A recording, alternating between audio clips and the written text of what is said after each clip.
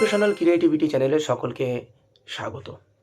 পরবর্তী প্রাথমিক নিয়োগে কিছু কিছু জেলায় শূন্যপদ থাকবে না, এমনটাই বলা যেতে পারে। থাকলেও খুবই কম, খুবই সংকীর্ণ শূন্যপদ থাকবে, এমনটা আমি কেন বলছি? তার জন্য আপনাদেরকে বিস্তারিত ভিডিওটি দেখতে হবে। আমার বলার এই তথ্যসূত্র কী, ব্যাকগ্রাউন্ডটা কী আপনাদের সঙ্গে আমি বিস্তারিত বলবো, আপনারা বুঝতে পারবেন। আবারও বলি একটি কথা, যে অনেকের আমার এই তথ্য বা আমার এই অ্যাজাম্পশনটি পছন্দ নাও হতে পারে, কিন্তু এটি বাস্তব। আমরা দেখেছি বিভিন্ন কারণ হোক বা অন্য কোনো কারণে হোক, নদিয়া জেলায় ২০২২ রিক্রুটমেন্টে কোনো শূন্যপাত ছিল না। না থাকার ফলে এই নদিয়া জেলার ছেলেমেয়েরা কিন্তু উত্তর চব্বিশ পরগনা তার পার্শ্ববর্তী জেলায় আবেদন করেছে বা চাকরি করছে, সেই জেলারও কিন্তু ক্ষতি হয়েছে অনেক ছেলেমেয়ের। তার জন্য অন্য অন্য জেলায় তাদেরকে চাকরি করতে যেতে হয়েছে উত্তর চব্বিশ পরগনা থেকে। যেমন নদিয়ার ছেলেমেয়েরা তাদের পার্শ্ববর্তী জেলায় এসেছে, তেমনই এমন একটি ঘটনা কিন্তু কিছু জেলার ক্ষেত্রে হবে। দেখুন, আমরা জানি যে ২০০৯ রিক্রুটমেন্ট থেকে কনসেন্ট অর্ডারের মাধ্যমে হাওড়া, নর্থ চব্বিশ পরগনা, মালদায় নিয়োগ হতে চলেছে। ইতিমধ্যে হাওড়ায় ১৮০ জনের নিয়োগ হয়েছে। মালদায় আ ২০০ মালদায় ৪৫০ জন অ্যাবভ এবং উত্তর চব্বিশ পরগনায় ৮৭৩ জন। জাস্টিস রাজাশেখর মান্তার বেঞ্চে আ গতকাল মানে শুক্রবার একটি শুনানি কনটেম্পট, যেখানে এডুকেশনার অফ স্কুল উপস্থিত ছিলেন, কমিশনার অফ স্কুল উপস্থিত ছিলেন। উনি ওনাকে সশরীরে হাজির হতে হয়েছিল বা ওনাকে ১৪ই ফেব্রুয়ারির মধ্যে ডেট বেঁধে দেওয়া হয়েছে যে এত দিনের মধ্যে আপনাকে নিয়োগ সম্পন্ন করতে হবে। আবার মালদার ক্ষেত্রেও এমনটাই হতে চলেছে যে সুপ্রিম কোর্ট বলেছে যে কনসেপ্ট অর্ডার এটাকে মানতে হবে, এটা কনটেম্পট ফাইল করে নিয়োগপত্র দিতে হবে। এরকম একটি ব্যাপার দাঁড়াচ্ছে। তাহলে এই যে ৮৭৩, ১৮০ বা ৪৫০ শূন্যপাত কোথা থেকে হঠাৎ করে নিয়ে আসা হয়েছে? তো এই শূন্যপাতগুলো যদি থেকে যেত, তাহলে পরবর্তী নিয়োগে চলে যেত, প্রথম কথা। অনেকে বলবে না এই শূন্যপাত ২০০৯ এরই শূন্যপাত। আমি যারা ২০০৯ এর নতুন টিচার জয়েন করবেন, আমি তাদের বিপক্ষে বলছি না। কারণ কনসেন্ট অর্ডার এটাতে কেউ আর হস্তক্ষেপ করতে পারবে না। কেউ থার্ড পার্টিও যেতে পারবে না বা পর্ষদও কিছু করতে পারবে না, ডিপিএসসিও কিছু করতে পারবে না। এটা পিটিশনারদের পক্ষে দিতে হবে, দিতে হবে, দিতে হবে, দিতে হবে। ১০০০% সিওর।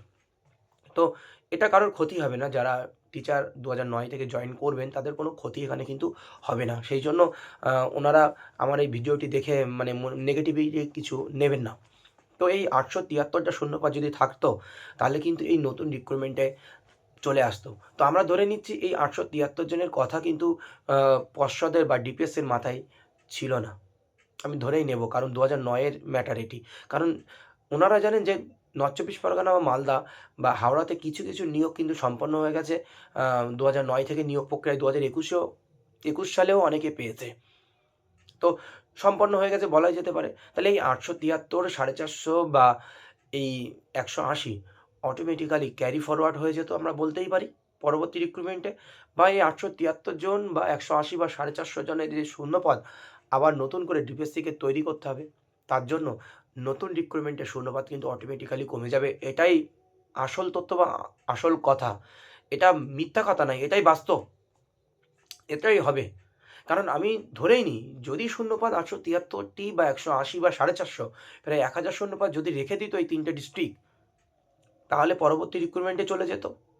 আর যদি না থাকে, তাদেরকে কালেকশন করতে হবে। তার জন্য কি হলো, ২০২২ টেট পাস যারা আছে বা পরবর্তী রিক্রুটমেন্টে যারা অংশগ্রহণ করবে, তাদের এই জেলা থেকে সিটগুলো ডিডাক্টেড হয়ে গেল। সিটগুলো ডিডাক্টেড হওয়া মানে কি?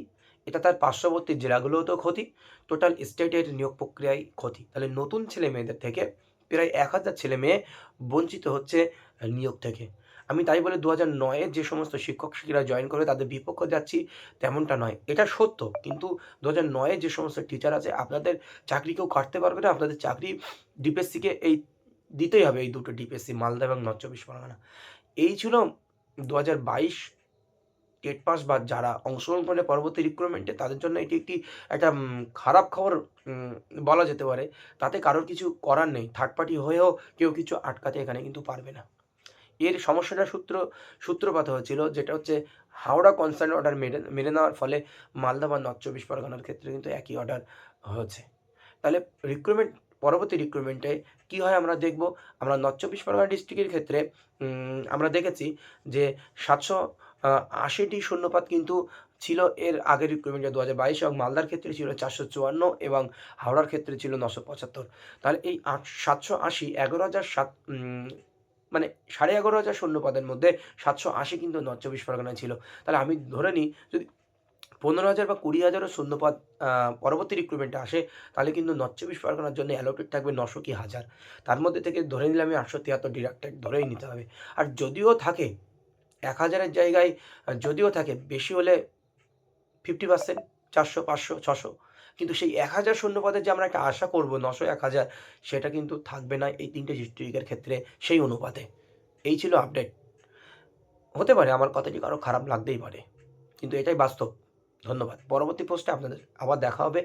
আমার কথাটি ভালো লাগলে অবশ্যই লাইক করবেন, শেয়ার করবেন এবং সাবস্ক্রাইব করে দেবেন।